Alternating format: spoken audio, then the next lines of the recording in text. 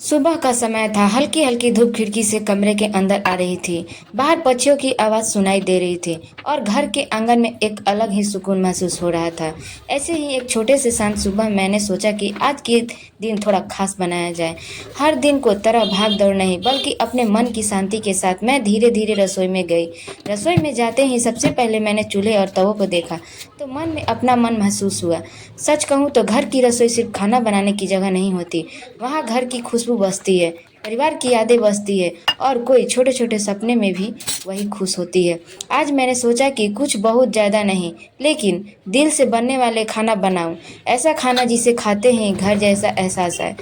मैंने एक बड़े बर्तन में आटा लिया, फिर उसमें पानी डाला और प्याज काटी, हरी मिर्च बारीक बारीक काटी। उनको मैं टमाटर डाल के अच्छे से मिला लिया। उसके बाद थोड़ा हल्दी, थोड़ा काली मिर्च और स्वाद के अनुसार नमक मिलाया।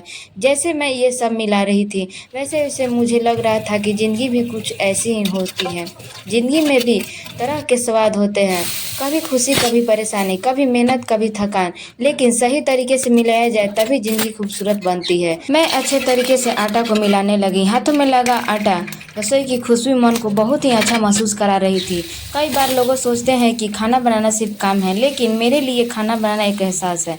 जब हम अपने हाथों से किसी के लिए खाना बनाते हैं, उसमें प्यार अपने आप शामिल हो जाता है।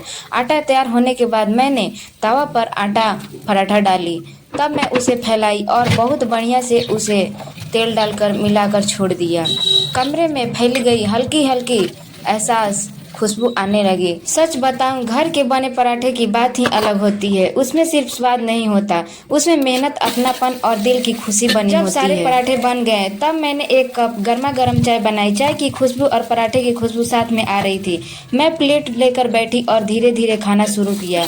उस समय मुझे लगा कि जिंदगी की असली खुशी बड़े बड़े होटलों या महंगे खाने में नहीं, बल्कि इन छोटे छोटे पलों में छिपी होती है। एक साधारण सा पराठा और एक कप चाय भी दिल को बहुत सुकून दे सकते हैं, अगर इंसान अपने मन से खुश हो। मैं खाते खाते सोच रही थी कि जिंदगी कितनी तेजी से बदल रही है। हर कोई भाग रहा है, कोई पैसे के पीछे, कोई नाम के पीछे, कोई सपनों के पीछे, लेकिन इस भाग दौड़ के लिए समय निकालना भूल जाते हैं।